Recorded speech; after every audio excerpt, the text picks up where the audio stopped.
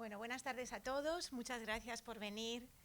Quiero darles la bienvenida a nuestro Observatorio de la Lengua Española y las Culturas Hispánicas en los Estados Unidos. Y como es Open House, y creo que los asistentes suelen ser más variados y hay muchas personas a veces que no dominan nuestra lengua, paso a hacer la presentación en inglés. Así que, de nuevo, welcome everybody. I would like to on behalf of Diana Sorensen, the director of this Observatory of the Spanish Language and Hispanic Cultures in the USA, I would like to welcome you all. Also on my behalf, I'm the new executive director of this observatory. I took over from Francisco Moreno last January. He left us for Germany. He's now in Germany. And I'd like to welcome and to especially thank the General Consul of Mexico, Alberto Fierro, the General Consul of Peru, Don Manuel Soares, the Deputy Consul of Peru as well, Malena Velázquez, and also Esperanza Sánchez Tabernero and Manuel Collazo from the Spanish Consulate in Boston. We're very pleased to start a new academic year, celebrating with you all, and commemorating also, as you know, the beginning of this year's Hispanic Heritage Month in the USA. And because this is in fact my very first open house, obviously, I would like to take this opportunity to publicly express my deepest gratitude to both Diana Sorensen and Luis García Montero, the General Director of the Instituto Cervantes in Madrid, for entrusting me with this very, very, very special position. I am particularly grateful to Diana and also to Victoria Whitney, our program manager, for really helping me to settle in the Observatorio and making my arrival here so smooth and so easy, and for having made me so welcome from the very beginning. I would also like to thank Matilda Vaness, the Administrative Dean for Arts and Humanities at Harvard, as well as the members of the steering committee of the Observatorio, and Maria Lain, our research assistant, who's been with us this year and who's leaving us tomorrow. So I also welcome our two new research assistants, Natalie Ramirez and Cristina Lacomba, who will be with us this year.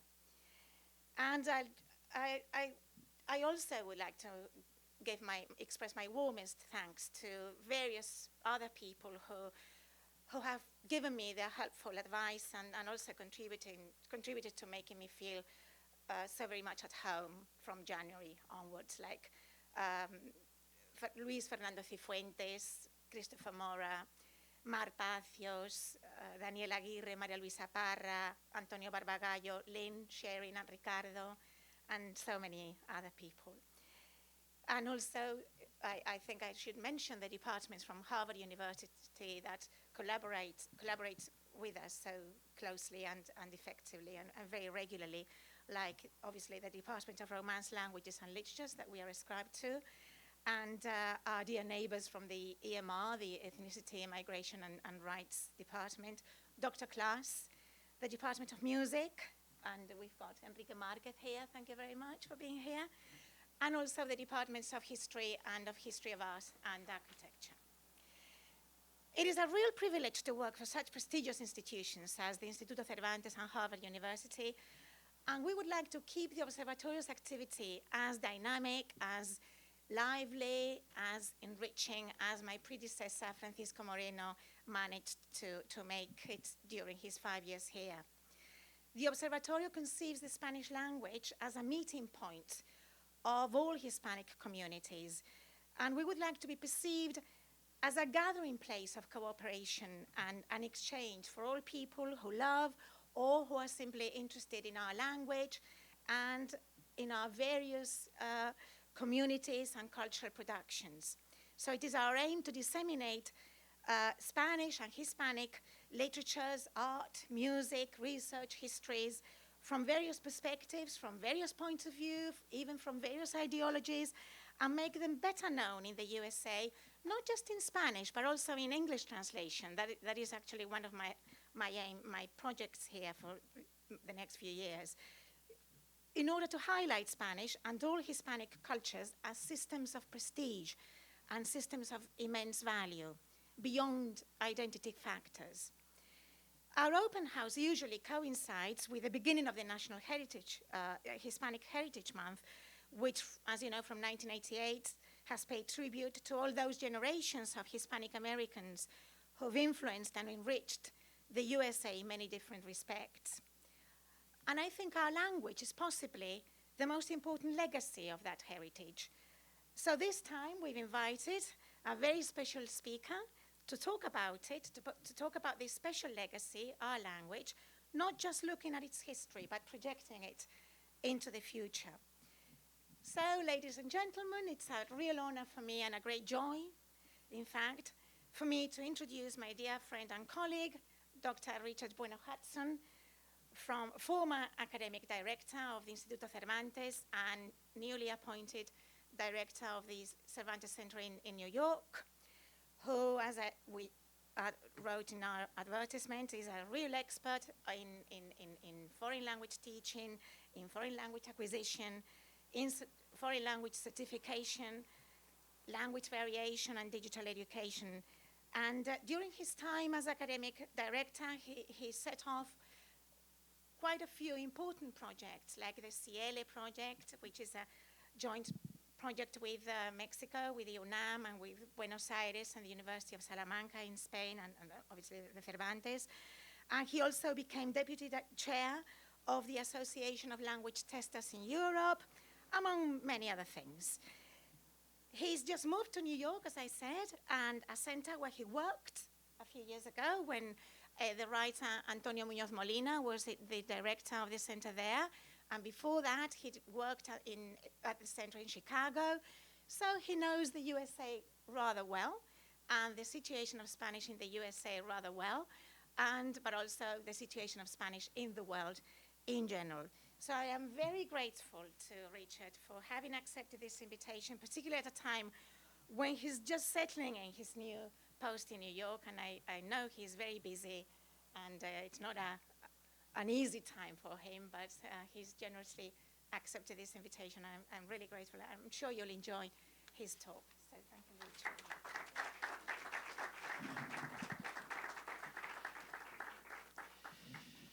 Thank you very much, Martha.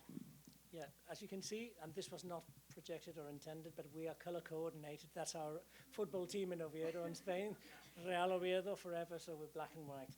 But that was just a coincidence, wasn't it? I mean, that's good. Okay, so this is me. It's a bit frustrating, I have to say, to start talking about a boring lecture before or in front of some great musicians afterwards. So that was not, had not been told to me, because I would have prepared something more festive as a better. I'll try to keep you busy and entertained for 30 minutes. And we're going to talk about the future of the Spanish language, but I'm going to warn you that I think we're going to deconstruct the title completely from scratch, because we don't know what the future is, we don't know what the Spanish language is, and we don't know what a language is. Basically, we're going to start with the concept of a language, okay? Because, I mean, the first thing I need to try to do is try to define different things about languages, which is the number, for example, of languages around the world. The geographical distribution is always an incognita. The classification of languages has always been unknown to absolutely all experts. So what the hell counts as a language then? How many languages are there in the world? Well, trying to do this has been a long-term a question mark in history. It's been a mystery to try to be unraveled. And if we listen, for example, to David Crystal, who knows quite a lot about languages, he says, and I quote and unquote, "There is no agreed total for the number of languages spoken in the world today. Most reference books give a figure of 5,000 to 6,000, but estimates have varied from 3,000 to 10,000. How's that for a leeway? From 3,000 to 10,000. To see why there is such uncertainty, we need to consider the many problems facing those who wish to obtain accurate information, and also the reasons, linguistic, historical, and cultural, which preclude a simple answer to the question, what counts as a language?" So this conundrum, believe me, has been round the block for a while. I mean, if we go back to the 1800s, Lorenzo Herbaz y Panduro was a Jesuit and a polygraph. That means that he had his nose in 10,000 books at the same time. He knew everything. He wrote a compelling and an amazing collection of books called, listen to the title and let's dissect the different bits and pieces. Catalogue of the Languages of the Known Nations. So he's already throwing into the equation nations and languages. Keep gathering all these bits and pieces. Quantification, division, and classification of these according to the diversity of their languages and dialects. Something that sounds so modern, so trendy, so edgy, as dialects. Well, it's not. They were talking about that in the 1800s already. And in the index, he talks about boring people like me who try to investigate about things about languages and sociolinguistics and all those things. He says, means to classify the nations of the world, national languages. So he's actually gluing together languages and nations, which is, obviously it's a daily thing that we talk about on a daily basis, but I mean in those days, how accurate was that? Think about, for example, a little place in the map called Spain. The different political and sociological and economical consequences of having different languages that do not coalesce as easily as we would like to, for example. Well, he was talking about this then. National languages, a clear distinction of their identity are the best means to classify them. So he's classifying languages according to the nation, which is interesting. The observation of languages. So we already talked about that. He talked about this extensively and profusely. So a practical application to classifying nations, usefulness of the observation of languages in order to understand ancient history, civil society, and religion. So languages are going to help us understand all these different, let's say, fields of study or wakes of life. That's interesting. Modern era of observation of languages, first-class language observers. And he also talked about language observers, people that busy themselves on a daily basis trying to discover facts and things and information about languages. Interesting. So where's the difficulty? Is it a matter of figures, of numbers? That's not exactly the point. I mean, it's not always 6 and 2 3s. I mean, there's more to it than meets the eye. So how many languages are there in the world? Some people say 3,000, some people say 6,000. We'll see why it's different. I'd like to ask a question like, why are we, metaphorically, why are we in the dark when we talk about the number of languages? Why is there a dark cloud hanging over our heads? Think about languages and clouds, and let's go to a real expert called Abraham de Zwaan. He's a Dutch sociologist who knew a lot about languages and population and social constructs. So, and he said, this was in the millennium, so it was to the year 2001, so a lot has happened since then, but 5,000 or 6,000 languages are spoken on Earth. The number cannot be specified more exactly because languages are not always countable, and that's interesting. They're not always countable. In this respect, they resemble clouds. It is hard to tell where one begins and where the other one ends, and yet most clouds and languages are obviously distinct, with a clear expanse separating them. So, this works best with the PowerPoint behind me, with the clouds there, but anyway, you'll just have to look at me and pretend that you're understanding everything with the cloud behind. Yes. Oh yeah, we can look at the clouds, there you go. We've got clouds. Okay, so that is something interesting.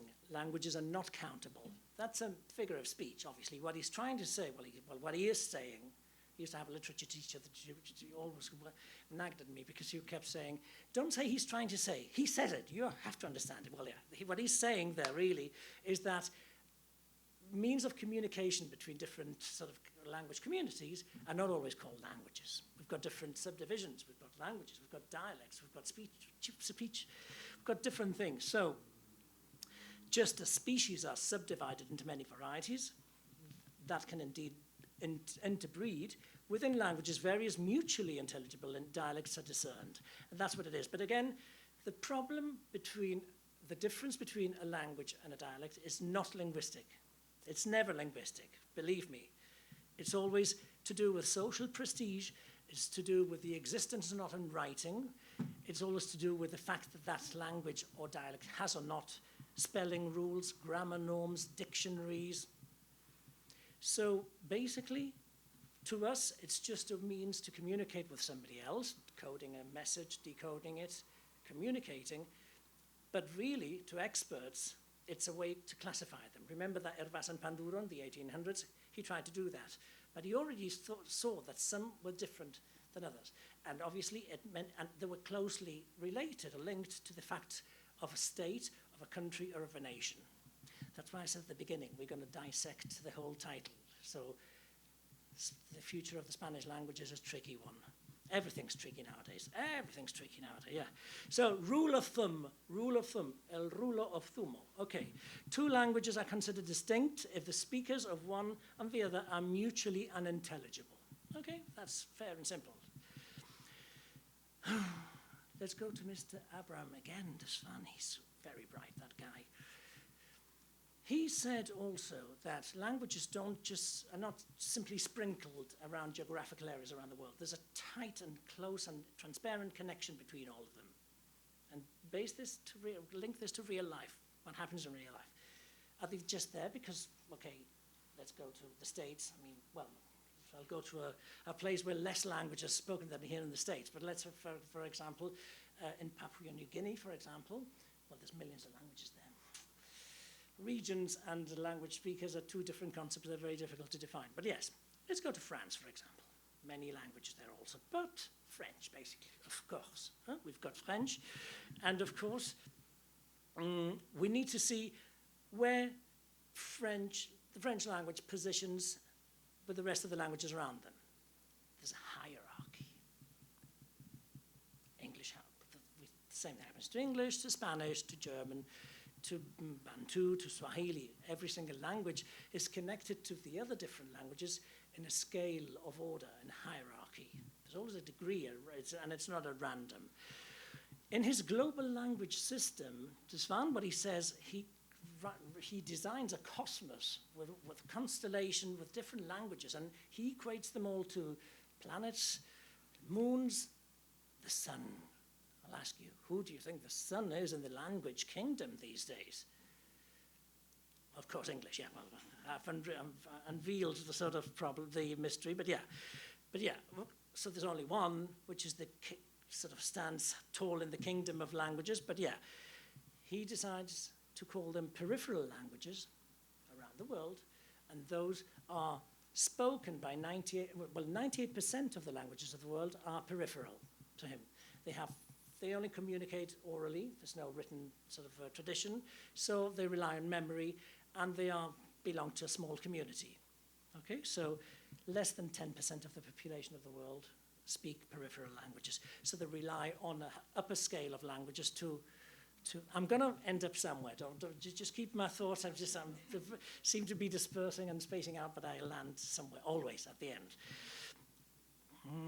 So they rely on an upper scale, let's say, of languages to communicate amongst them, because obviously it's lonely down there. If you only have micro communities of people that speak your micro language, obviously you need to sort of go somewhere else and talk to them. So those are moons that evolve around the planet, he says. Then you've got the central languages, okay? These are in the education systems, these are part of the written press, media, etc. Language curricula, etc. Okay, so there's around 100 of these central languages, and they're used by 95% of humanity, okay? So we speak a lot of central languages. Who doesn't know a smattering of Italian, Greek, Portuguese? The biggies, the big boys, let's say. But then the real big boys are the supercentral languages. There's only 12 of these in his day, according to him. 12 of these, and we're all there. So these dozen, German, Arabic, Chinese, these are still, then depending on the author, they sort of get rid of 3, they add 5 more, etc. For example, when I did my research, it was on a specific topic on certification, so I started with these 12 and I ended up with 10. And I got rid of 3 of these and I included 4 more, but it's because it suited more in the variables that I used. I needed data coming from different languages that were not included there. So it depends. It's subjective in a way. And then you've got the hypercentral languages, which is English in this day and age. Ages ago, it used to be Latin, it used to be Spanish in the 16th century, then it was French, then English, etc. Okay. Now, why am I boring you to death with all this about languages and the cosmos and all this? It's because languages are learned in an upward position. In general terms, you don't learn Bantu or Swahili unless you want to be a snob, unless your background or your family or for some specific emotional reason you want to learn that language. I mean, I might be a bit European on this side, but I mean, you normally end up studying English, French, German, or now Chinese or Japanese. I mean, it's more a money-oriented sort of endeavor more than a linguistic sort of thought. Okay, so that's what happened in the early 2000s. So we're beginning to see exceptions to this rule. Extinct, dying, or endangered language are being taught more than ever now for different reasons, political, economical, etc. Look at these headlines, for example. Unique whistled language now a university course. It's called whistle language, or bird language, from Turkish universities hoping to revive this endangered whistle language from the Black Sea region. I don't think you'll go along very, very far in New York, for example, whistling around, but anyway, you might catch some attraction. I mean, anyone speaking Kishiamam, immigration courts overwhelmed by indigenous languages. Australia is using technology to preserve indigenous languages. County of Idaho offered Spanish language ballots for the first time. Hundreds gather in Victoria for largest ever indigenous languages conference. So these things are becoming an exception, but they're becoming the rule now. So the Big 12 are not always the Big 12. So again, go back to the title, The Future of the Spanish Language. And go back to my thought before, I'll end up somewhere with this, okay? I need something to drink. Me siento en casa y sigo con esto, ¿no? He encontrado aquí unas botellitas. Okay. There you go. So, we're going back in time again, because nothing was mentioned with this classification of varieties of the language, which is, as far as I'm concerned, and this is my theory, that dealing with the two sides of the coin in the wrong way can be problematic when you come to languages and positioning of big languages around the world. You've got, on the one hand, the unity that language portrays, like Spanish, for example.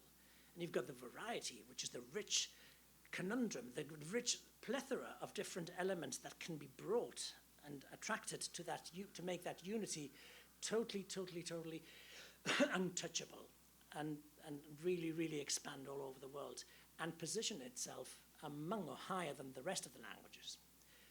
Misjudging that unity and diversity becomes sometimes a problem.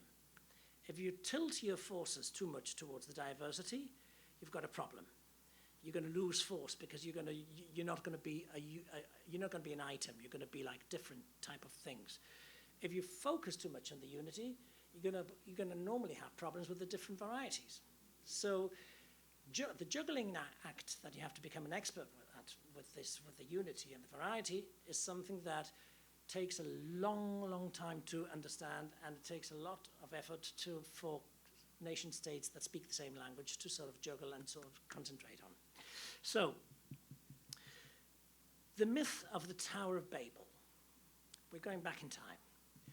Look at the way, because in that index that I was telling before, varieties were not factored in. But if you look at how the myth of Babel was understood and was explained in the Bible, let's say the Old Testament, the chapter 11, the book of Genesis, they said, let us confuse their language there so that no one understands their partner's speech. So that was the punishment for being arrogant, for being the way we were. So he used different languages, different varieties to confuse us so that we could not understand one another. So I won't even go into details of the concepts that are sort of present in that little sort of sentence, right? We move on, something that is closer to us here.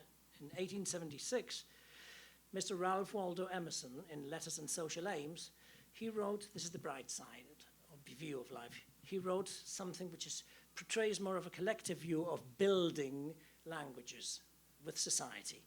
And he says a beautiful sentence that goes, language is a city to the building of which every human has brought a stone. So he talks about collectivity. He talks about work in progress, and he talks about the construction of an ideal amongst the whole community. So two different times in history, two different thoughts about this. So languages, at the end of the day, die because if they are misused or if they are not used, they become endangered, and then they die. Technically, when they have less than 1,000 inhabitants, they are on the verge of extinction. So that's what's happened to Spanish, for example. Spanish, if we listen to Matus Olivier's words, he's the president of Chilean Royal Academy of Languages, he says, we are aware that when a language disappears, because he mentions how we had in the Americas, we had 1,500 national or original languages, and most of them became extinct for a reason that we all know, but that was a tragedy. We are aware that when a language disappears, when language passes from category to living language to a dead language, an irreversible loss takes place, because when a language disappears, a certain worldview disappears with it, then it is humanity that suffers that loss, and with it, our world is impoverished. So, how does this tie into Spanish and unity and diversity? If you listen to, for example, Ignacio Bosque or Victor García de la Concha, they always claim and they always defend the thought that we value variation as much as we value unity, because we do not interpret variety as dispersion but as wealth. So we know that languages change, and we change. And the concept is what really changes, the concept we have of languages. It's not only the measurement systems. For example, with technology, we won't go into details how with texting languages is changing. We're talking about like equal gendered modes for expressing writing a different way for men and women simultaneously, or just women or just men, etc. Which, by the way, in Asturias we invented that ages ago. We used to use the E at the end of a masculine and feminine for everything. So they were very concerned about this in the last the Argentinian Congress of International Language Conference in Arequipa. Oh, sorry, not in Arequipa. That's the next one, in Córdoba, Argentina, about this variety of language. So when we are talking about the language, could be any language, we have to think about three different things. We've also mentioned varieties. We've mentioned the different regions and the type of speakers, and then the hierarchy. The important thing to think about is not only demographically. We normally tend to think only of that value. Size matters, we know that, but not in that sense. If you think about, let's say, the big three these days, Chinese, English, Spanish, for example, don't only think about the speakers, think about three things. Number one, number of native speakers of the language. Number two, number of students of the language, and number of speakers in general. That's like the total number of speakers. Why is that a difference? For various reasons. For example, think about Chinese. They've got 1,300 million speakers, but they only speak that in China. I mean, 3 countries, but I mean, tightly knit together. So there's no sort of dispersion of the different geographical sort of expansion of the language all over the world. Well, it is now because of the students of the language. Think about English. It's obviously they take the lead in people studying the language. You've got 800 million students of English. You've got 380 million native speakers, and the users of the language are right there in the middle also, like 400. So the number of users of English in the world is far, far, far greater than the number of native speakers. So who's manning the boat there? And should we change the word man, by the way? Yeah, I think so. They'll start with that then. But who's controlling the boat? The native speakers or the non-native speakers? Let's go to Spanish now.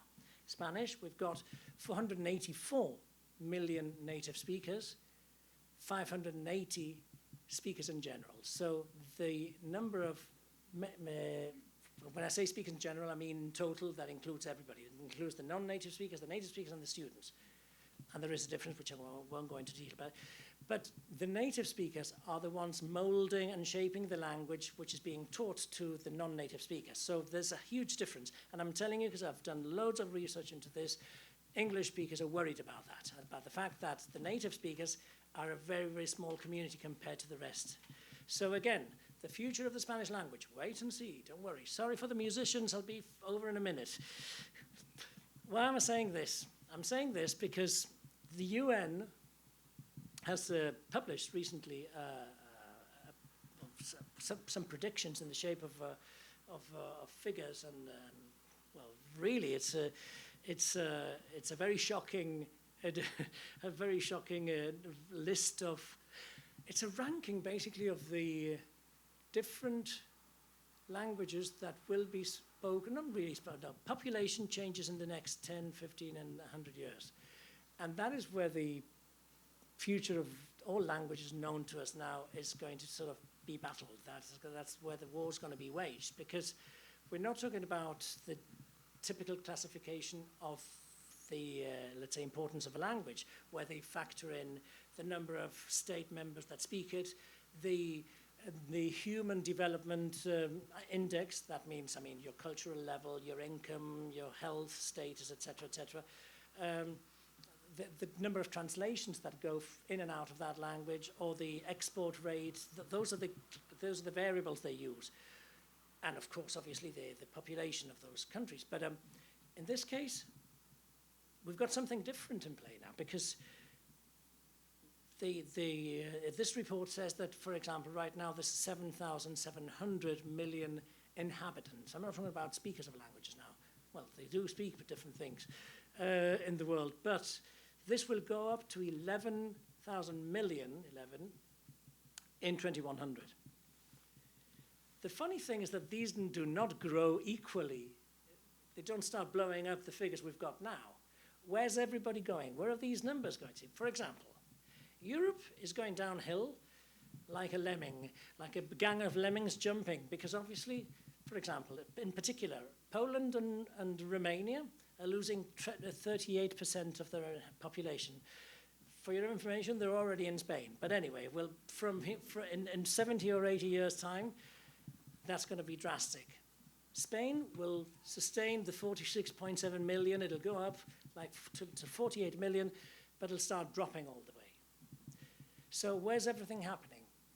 In 2100, India will be number one because of the regulations in China, of the birth control, etc., and obviously India's out of control, I'm telling you.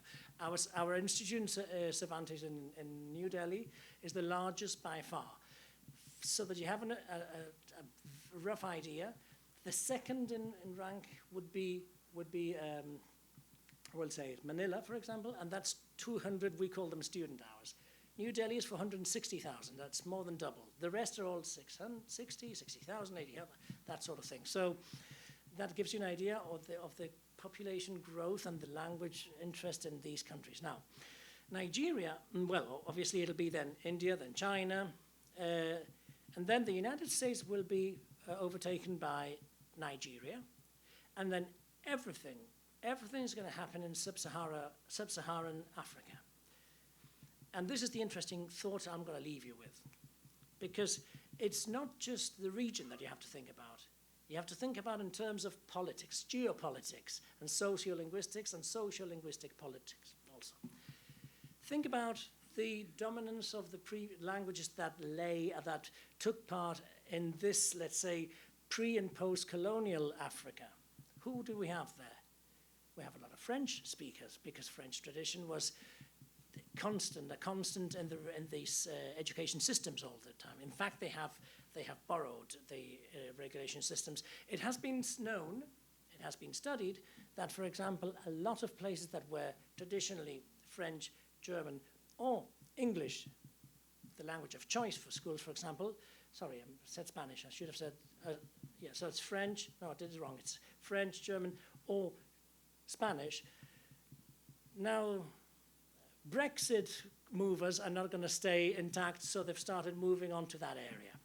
So the battle really is open now, And it is up to really the institutions like ours, for example, or the governments of different countries to start thinking, putting their thinking caps on, to see what part of the world they should really put their efforts in. Because, for example, I won't even start talking about the United States, because you already know that there's 58 million Spanish speakers in this country, and that's on the growth. So going up, going up, going up. So English will be, in time, probably battling it out with Spanish as a language of exchange of commerce or of even daily communication. So that is what we really have to, as linguists and as strategists, basically we have to start thinking about what are we going to do. I mean, Spain has been compared to Japan in the sense that it's losing people, but at least we are getting a lot of immigration. That immigration are having a lot of babies, which Spanish people are not normally having, let's say. And that is fine, because it's keeping up the numbers. But, again, what type of, let's say, language users do we have? It's not, that's what I was trying to say at the beginning. Don't only think about the demographics. What's in a name, Shakespeare used to say. Well, I say, what's in a number? Nothing if you don't really decipher that number. So the future of the Spanish language, it depends on what Spanish-speaking countries do. Number one, my suggestion is preserve that unity of the language and really relish and take advantage of that variety. The rich variety of the different varieties of Spanish is what makes us unique. We are the only language, basically, that has that richness from all those co-official languages and all those native languages of all the different places where these geographical, let's say, states are located. Think about something else. The proximity of all these these states, of these countries, is unique also. If you think about English, yeah, it's all over the world, but it's scattered all over the world at the same time. And it has been proven, and it's been studied and researched on, that the economic value of a language takes into account many things, and one of them is the proximity. We are just the little appendix that's left in Europe, but I mean, in this part of the world, everything's tightly close together, and that works. That's something that works. And obviously, there's a lot of thinking that needs to be done about where to go next. Should we concentrate our efforts to teach people in the sub-Saharan Africa, Asia Pacific? Should we concentrate in something that's already been sort of trodden by everybody else? That's a strategy that needs to be thought about for governments and countries. So thank you very much.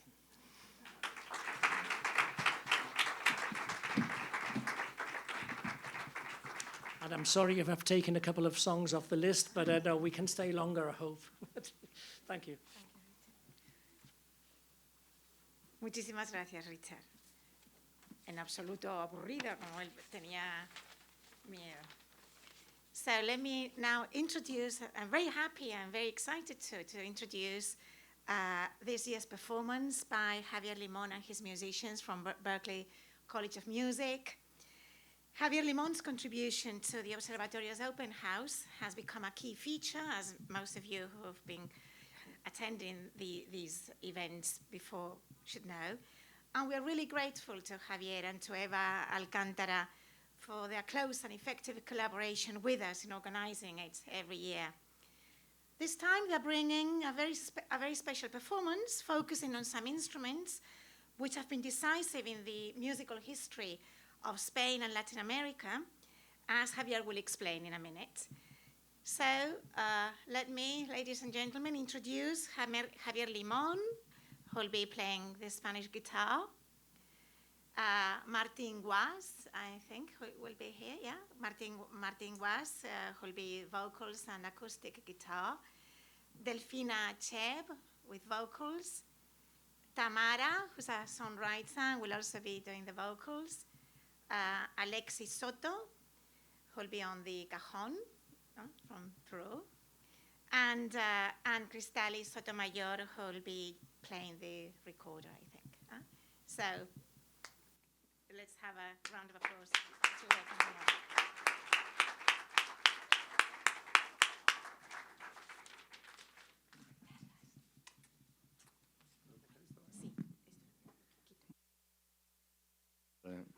voy a decir unas breves palabras para contaros un poco lo que hemos preparado aquí.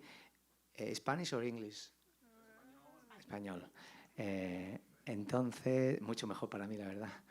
Porque cuando llegué a Boston hace 10 años, recuerdo que Eva y yo, mi mujer, le hablábamos a los amiguitos de mi hijo y me decían mis hijos, papá, tú a mis amigos no les hables en inglés, dímelo a mí. Y nosotros te traducimos, avergonzados por el acento, ¿no? Entonces, pero vamos, no hemos mejorado, por eso que prefiero en español.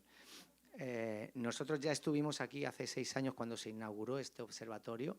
Fue un momento muy emocionante por lo que significaba y por lo que significa este lugar. Para nosotros es muy importante venir aquí y además es una especie de talismán, trae buen bajío, como dirían los flamencos, porque cada vez que presentamos aquí a alguien, por alguna razón, pasan cosas. Recuerdo que Nela Rojas de Venezuela vino aquí hace unos años y ahora mismo ya está haciendo una gira americana.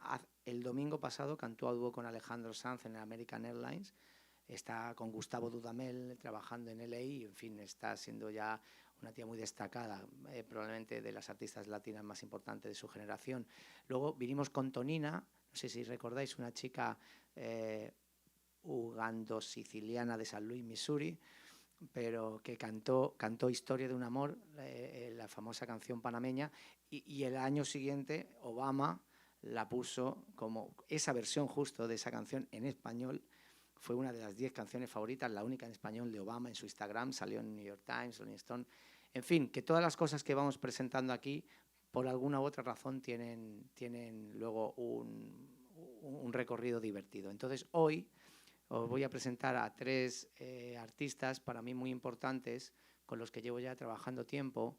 Ellos ya han terminado en Berkeley o acaban de terminar o van a terminar. Hemos estado trabajando durante ya un par de años en diferentes proyectos. Han ido a la Zarzuela en Madrid, hemos ido a Nueva York. En fin, cada uno tiene su historia. Algunos de ellos estuvieron en Miami hace 2 días. Presentando un gran proyecto con Sony Music, que ha tenido mucha repercusión en la Billboard. En fin, son destacados artistas. Les hemos pedido que, salvo a lo mejor alguna canción al final, todo lo que hagamos hoy sea inédito, o sea que vais a escuchar canciones nuevas que nadie ha escuchado nunca y que algún día, cuando sean muy famosas, tan famosas como Historias de un amor, yo dije, pues yo estuve allí y me tomé un vinito escuchando a estos chicos.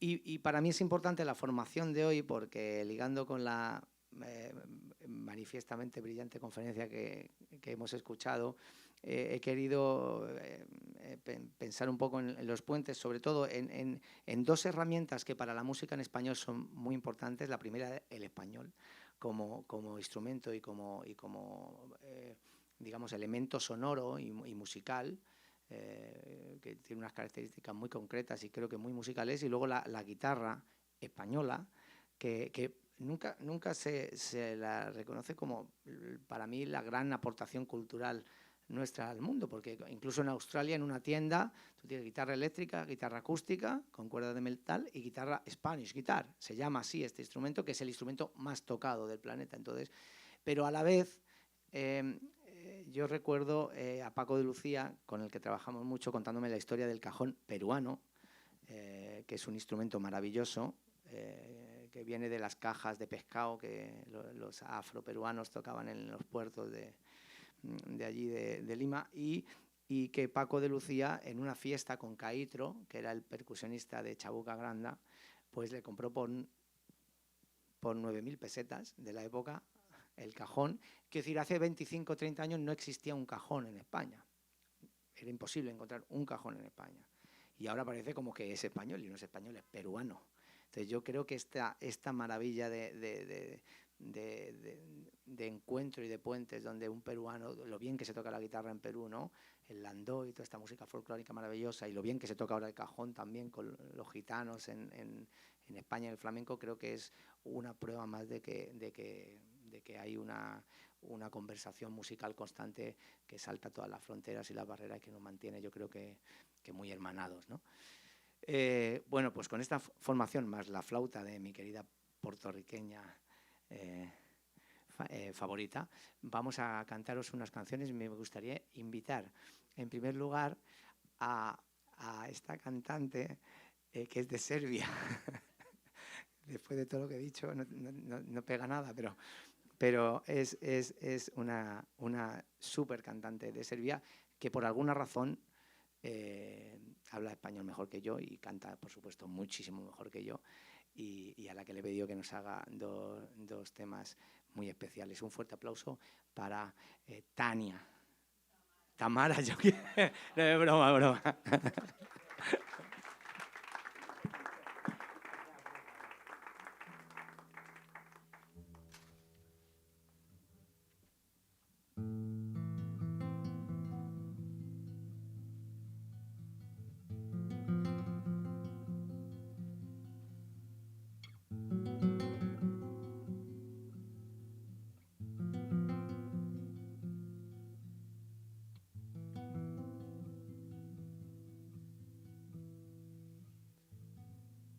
A mí me gustaría perdonar tantas cosas.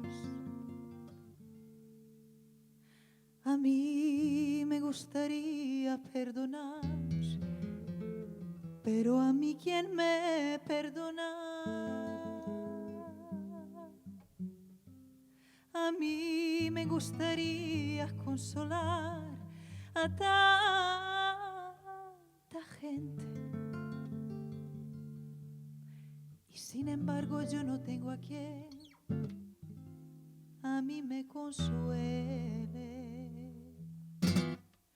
Perdonar los celos y las miserias, perdonar los besos dados a medias, perdonar las calles vacías sin fin, perdonar a nadie y a nada y a mí.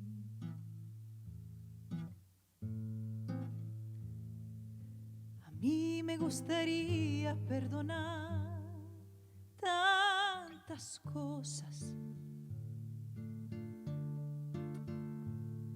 A mí me gustaría perdonar, pero a mí ¿quién me perdona? A mí me gustaría consolar a tanta gente, y sin embargo yo no tengo a quien a mí me consuele. Perdonar los celos y las miserias, perdonar los besos dados a medias, perdonar las calles vacías sin fin, perdonar a nadie y a nada y a mí.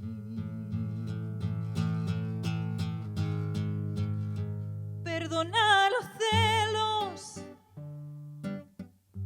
y la miseria, perdonar los besos dados a medias, perdonar las calles vacías sin fin, perdonar a nadie ni a nada ni a mí.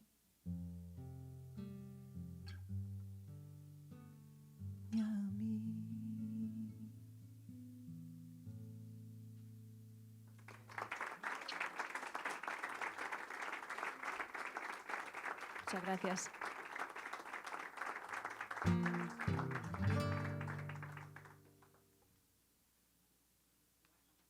Cristales, desde Puerto Rico, fuerte aplauso para ella.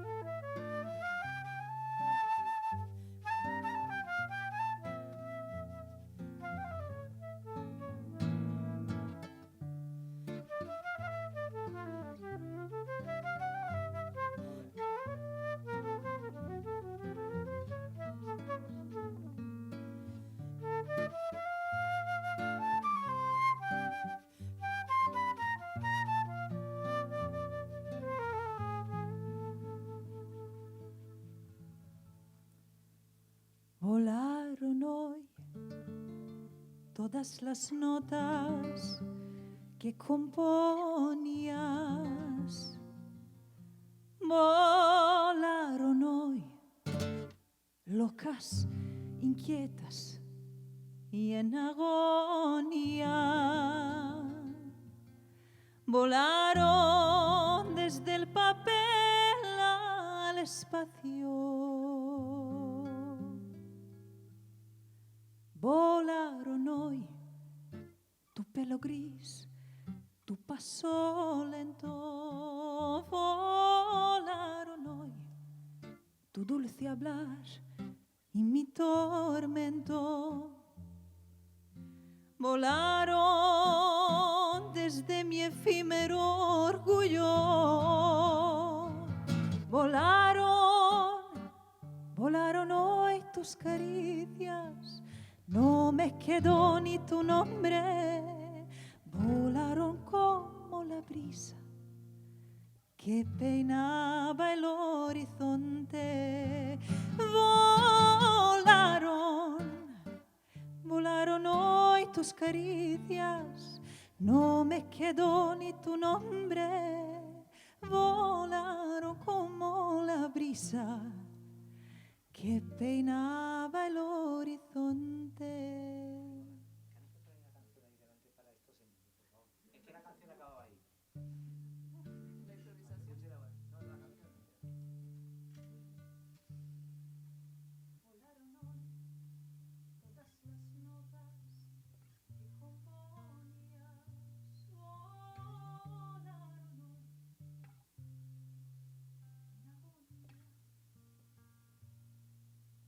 Volaron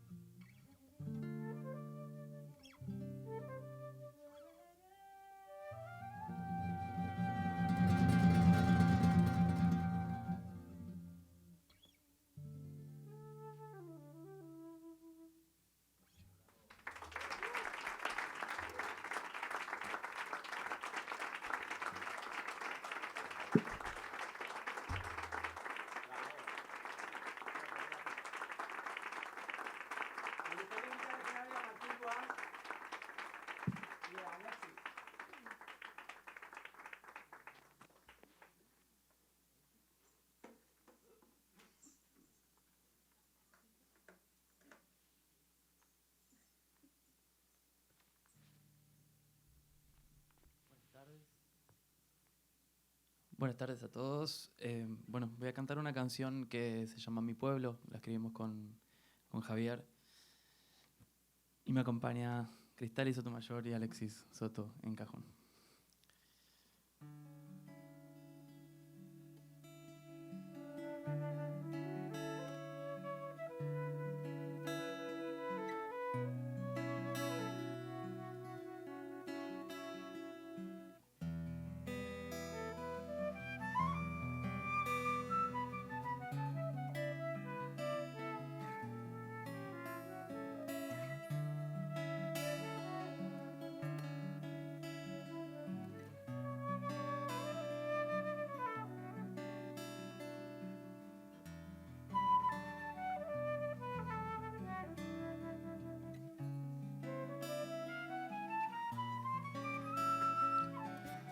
No queda nadie en mi pueblo, solo vivo aquí en silencio.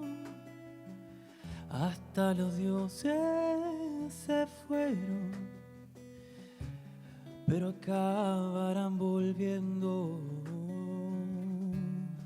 Como volver a la lluvia, el olor a pan caliente y la tarde de tertulia en la taberna de enfrente. Yo sé ese pueblo vacío, como tu mirada fría, pero este pueblo es el mío. Y tu amor ya no eres mía, no, no eres mía, no, no eres mía, no, no, no eres mía, no, no eres mía, no.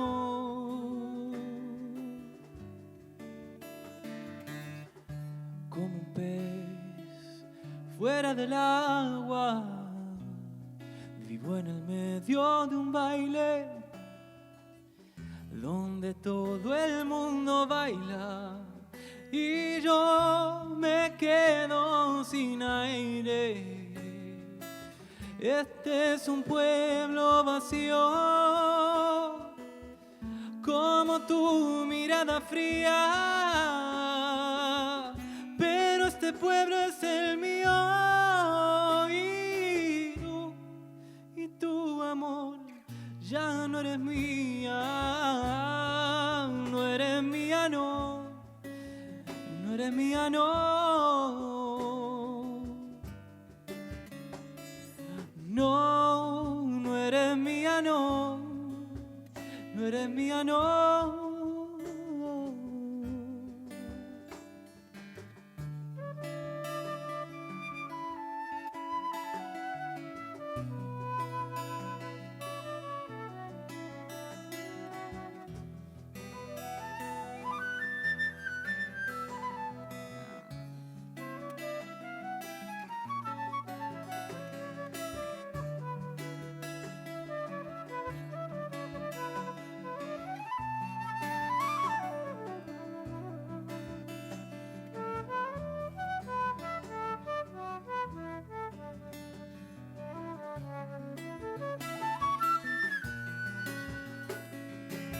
Este es un pueblo vacío,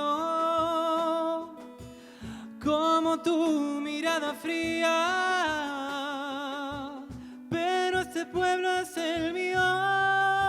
Y tú, amor, ya no eres mía. Este es un pueblo vacío, como tu mirada fría, pero este pueblo es el mío. Y tú, amor, ya no eres mía, no eres mía, no, no eres mía, no, no, no eres mía, no, no eres mía, no.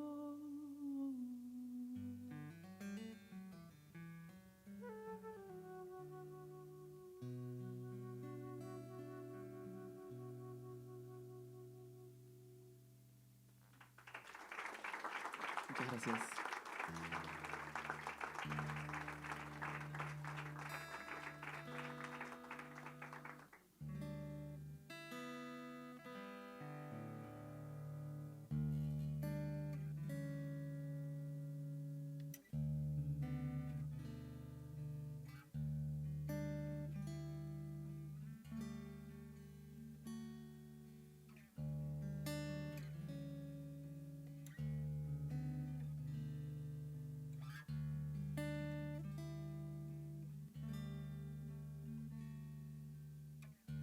Es que no quiera decir nada.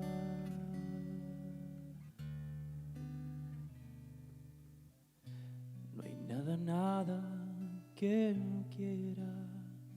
Si me preguntan por la manera, quizá no entienda la respuesta.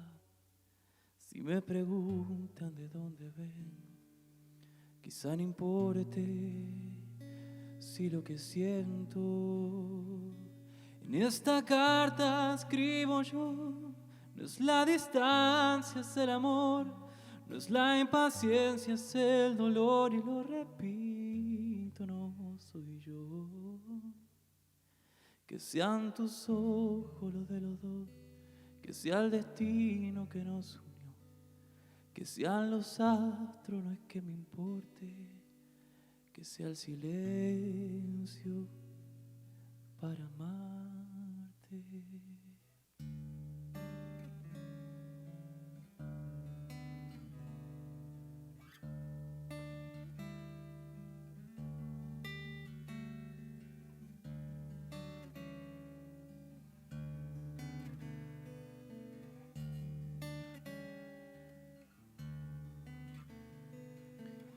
No es que no quiera decir nada, no hay nada, nada que no quiera. Si me cuestionan por la manera, quizá no entienda la respuesta. Si me preguntan de dónde vengo, quizá no importe si lo que siento. En esta carta escribo yo, no es la distancia, es el amor, no es la impaciencia, es el dolor, y lo repito, no soy yo. Que sean tus ojos los de los dos, que sea el destino que nos unió, que sean los astros, no es que me importe, que sea el silencio para amarte.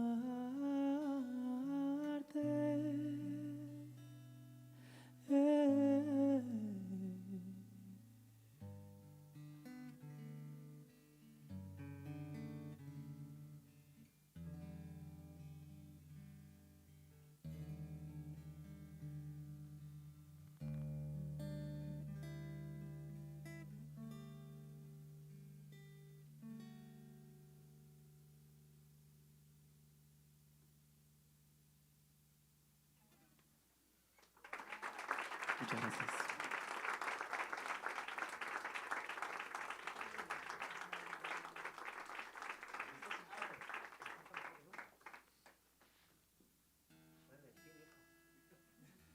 A partir del alma. Quería invitar al escenario a una cantante, bueno, y una intelectual maravillosa de Argentina. Le voy a pedir también que haga primero un temita muy cortito que hemos hecho para una película, también a capela, y luego un tema nuevo que hemos presentado el otro día en Miami, que seguro os va a gustar y con el que nos vamos a despedir. Fuerte aplauso para Delfina Che.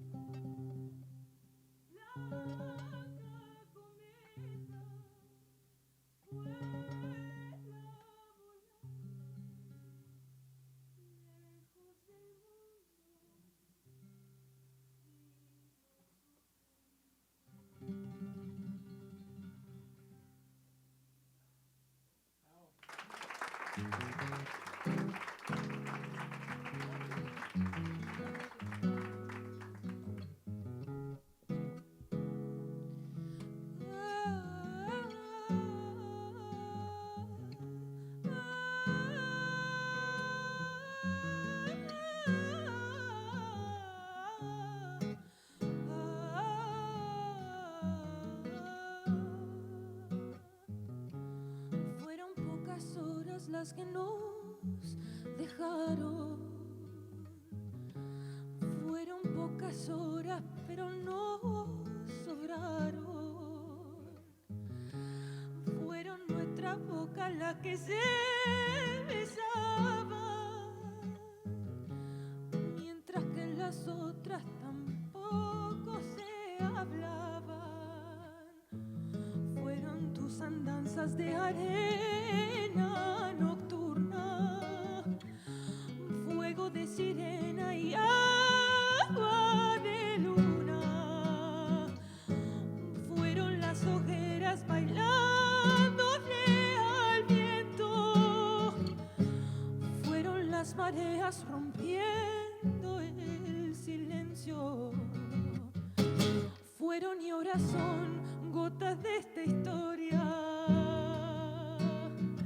las que sin razón mojan mi memoria y abren mi alma rota con llave maestra.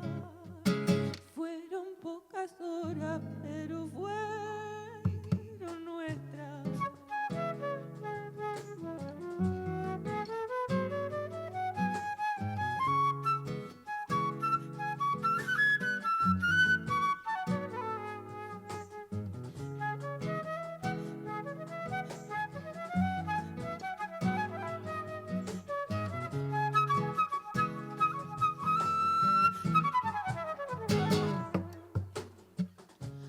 Fueron pocas horas las que nos dejaron. Fueron pocas horas, pero nos sobraron. Fueron nuestras bocas las que se besaban, mientras que las otras tan solo se hablaban. Fueron tus andanzas de arena nocturna, fuego de sirena y agua de luna. Fueron las hogueras bailándole al viento, fueron las mareas rompiendo el silencio. Fueron y ahora son gotas de esta historia, las que sin razón mojan mi memoria y abren mi alma rota con llave maestra. Fueron pocas horas, pero fueron nuestras gotas de esta historia, las que sin razón mojan mi memoria